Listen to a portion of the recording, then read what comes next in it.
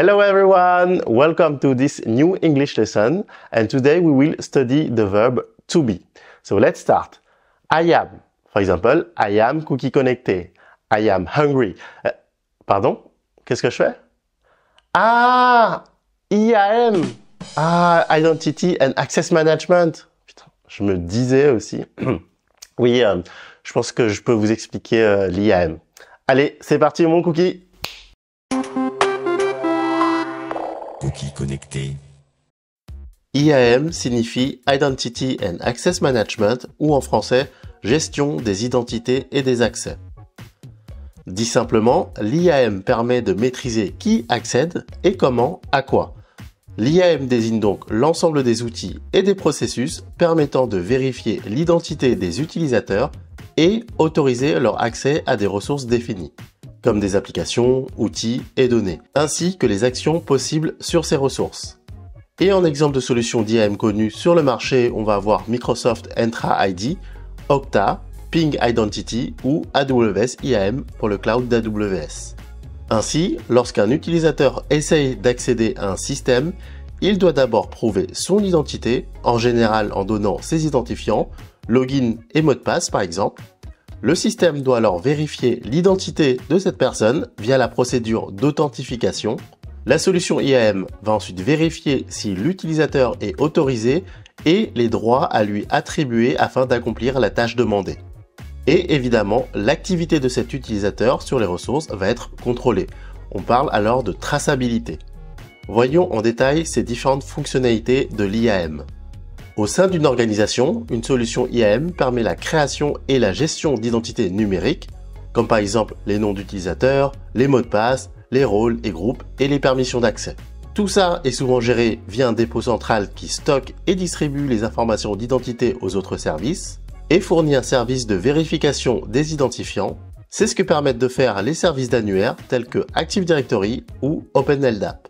Concernant l'authentification, il s'agit de l'étape par laquelle un utilisateur fournit des identifiants valides afin de pouvoir accéder à une ressource. Ici, on vérifie donc l'identité de l'utilisateur. L'exemple qui va parler à tout le monde, c'est le login plus mot de passe. On va avoir plusieurs facteurs d'authentification possibles. Pour les utilisateurs, prouver qui l'on est peut être fait au travers des moyens suivants. Ce qu'on est, par exemple l'iris, l'empreinte digitale, le visage, etc. Ou alors ce qu'on possède, le token sur téléphone ou physique ou une carte à puce. Et enfin ce qu'on connaît, comme le mot de passe. Dans l'exemple de login plus mot de passe, il s'agit d'une authentification faible car on n'utilise qu'un seul facteur, le mot de passe. Pour implémenter une authentification forte, il est nécessaire d'utiliser deux facteurs sur les trois. On parle alors d'authentification multifacteur. On a aussi ce que l'on appelle l'authentification unique, appelée SSO pour Single Sign-On. C'est une méthode permettant à un utilisateur d'accéder à plusieurs applications en ne procédant qu'à une seule authentification. En gros, c'est pour que ce soit moins chiant pour accéder à des applications usuelles comme l'intranet ou la boîte mail sans devoir se réauthentifier à chaque fois. On a ensuite l'autorisation qui est l'action de vérifier la légitimité d'un utilisateur à accéder à cette ressource et aussi avec ce niveau d'autorisation spécifique. Donc ce que cette personne peut effectuer comme action sur une ressource.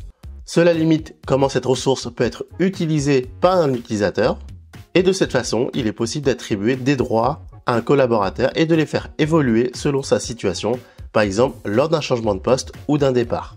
La bonne pratique en matière de gestion des accès est d'appliquer la règle du moindre privilège. Cela signifie attribuer à chaque utilisateur des droits d'accès uniquement aux ressources nécessaires pour accomplir une tâche et uniquement pour la durée nécessaire. Il existe de nombreuses façons d'autoriser l'accès des utilisateurs, dont deux exemples que vous verrez souvent. Le PAM pour Privileged Access Management ou gestion des accès privilégiés. Un accès à privilège désigne un compte dont les fonctionnalités sont supérieures à celles des utilisateurs standards. Il est réservé aux administrateurs par exemple. Ensuite, on a le RBAC pour Role Based Access Control. Ici, la gestion d'accès est basée sur le rôle attribué à l'utilisateur. Au lieu d'attribuer des privilèges d'accès un par un, il est possible de contrôler l'accès en fonction des besoins du poste et ou des tâches à effectuer. Enfin, on a la traçabilité qui permet de contrôler l'activité d'un utilisateur. On répond à la question qui a fait quoi, quand et pourquoi. La traçabilité permet de détecter s'il y a des comportements suspects. Par exemple, si l'utilisateur essaye d'outrepasser les droits qui lui sont accordés, comme une tentative répétée de connexion à des heures non ouvrées ou l'envoi de pièces jointes sensibles. Dans ce cas, une alerte est levée. Cela peut être utile dans le cas où il y aurait une usurpation de compte. Enfin, si l'utilisateur est parfaitement identifié et autorisé, il est possible de connaître son utilisation des ressources. Tout est enregistré, donc auditable, ce qui est essentiel pour respecter les réglementations en matière de conformité, telles que PCI DSS, ISO 27001 ou le RGPD. Voilà, cette vidéo est finie, j'espère qu'elle vous a plu et j'espère qu'elle vous a aidé. En tout cas, si vous voulez me remercier, vous avez un lien vers mon Tipeee dans la description. Et est-ce que vous saviez que si seulement 5% d'entre vous, donc 5% de mes abonnés, contribuent à la chaîne à hauteur de 5 €, et bien cela permettrait à la chaîne d'être autonome financièrement et donc pour moi de faire plus de vidéos et de prendre du budget pour faire de meilleures blagues. Mais bon, ça je vous garantis pas. En tout cas, vous avez le lien Tipeee dans la description ou autre plateforme dans la description. Donc n'hésitez surtout pas si vous souhaitez contribuer à la chaîne. Et quant à nous, on se dit à bientôt pour une prochaine vidéo. Ciao!